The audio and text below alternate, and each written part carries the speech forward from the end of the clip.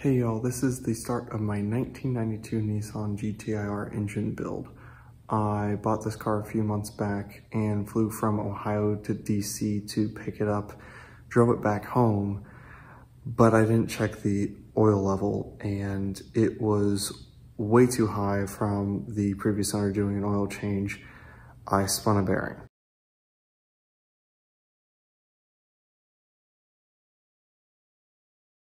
So I get to take apart the bottom end and probably do a little bit of head work. For this build series, I will mostly be focusing on things that I found difficult and sharing what I did with you guys to accomplish the task. That way it should be easier for you.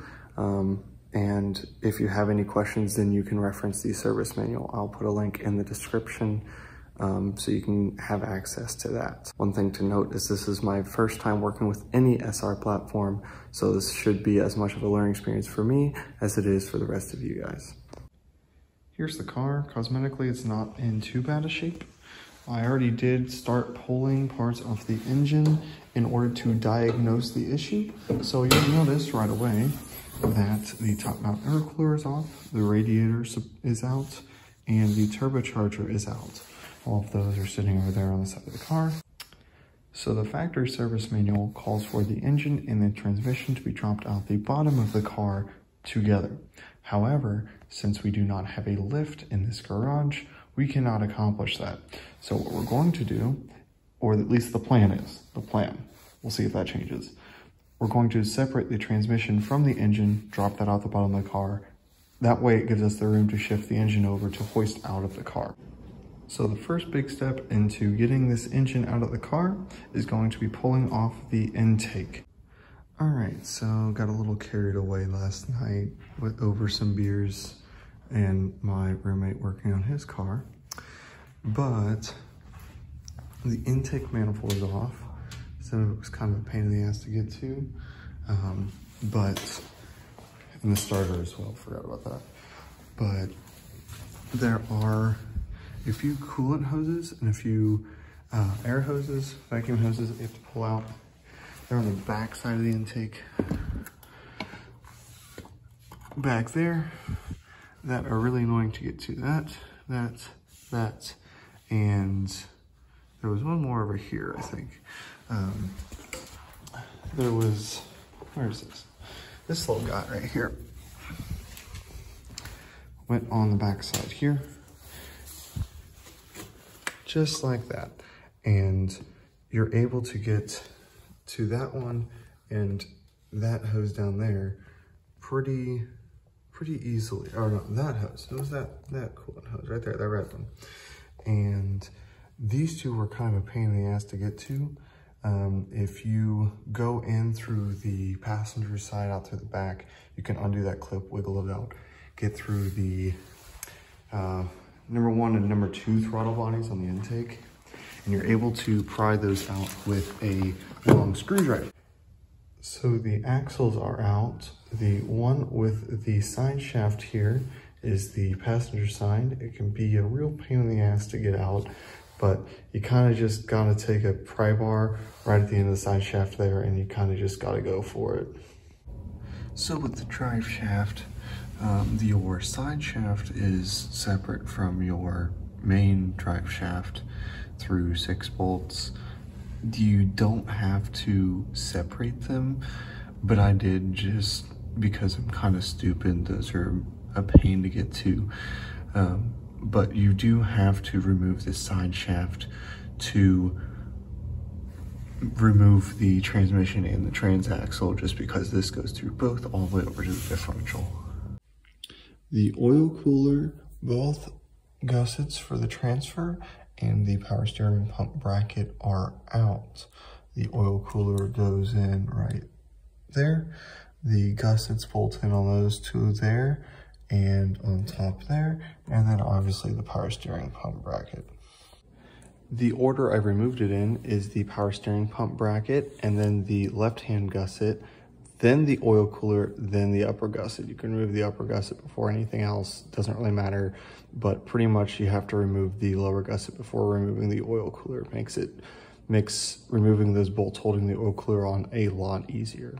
I would recommend using a universal joint to remove all of these bolts for the brackets holding the transfer in.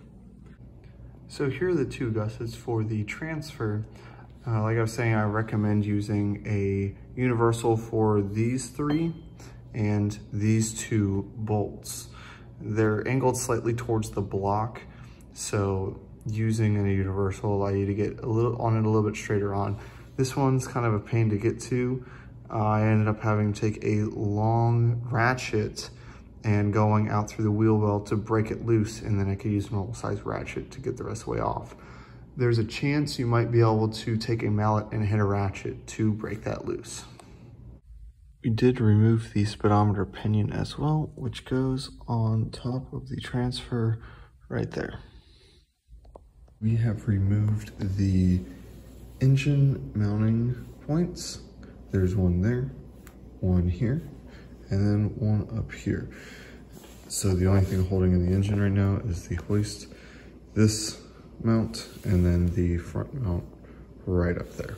The one thing to note for this mount right here is that to remove it, the easiest way is to remove it in this order. So you have the mount to body, the mount itself off of the support bracket, and the support bracket off of the transmission. That way, when you go to pull it, it gives you as much movement as possible.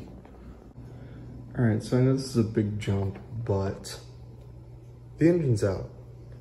There's your transmission, there's your transfer. Just followed service manual and everything came out well. The one thing that we did do was we took a jack and put it underneath of the transmission to help with the removal of the transfer. We had the car low enough where we could get the transfer relatively close to the ground, where we could just lower it down. The transfer itself is about 100 pounds.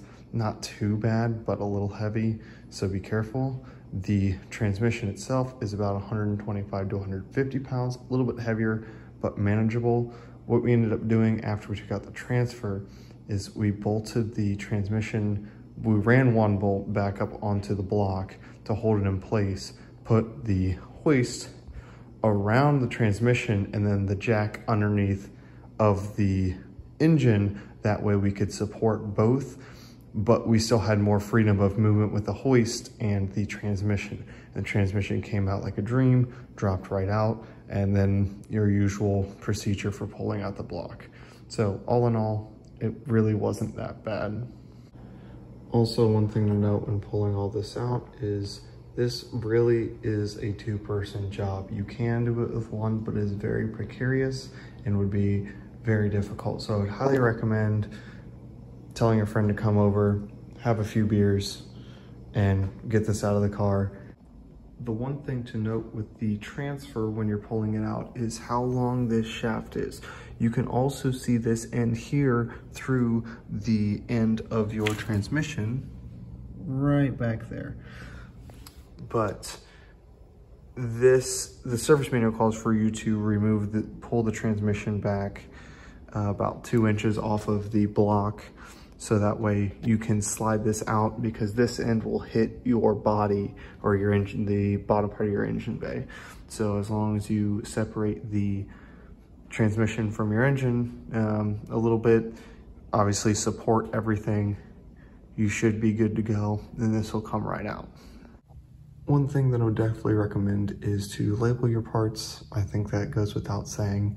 You could also take these parts and put them back, thread them back into where they went initially. That way you don't lose them and you wouldn't need to label these. You can also get manila tags like this one. That way you can label your specific parts rather than your hardware. One thing that makes these jobs a lot easier is a long breaker bar like this, a long ratchet, universal joints, and a good set of ratcheting wrenches. These are definitely the most expensive thing, but they really do help a lot. These are Icons, which is Harbor Freight's like Snap-on competitor, about a third of the price. but they are well worth the money. I would highly recommend these. They are fantastic. So I think I'm going to call this part of the build here. We accomplished quite a lot in the last few days.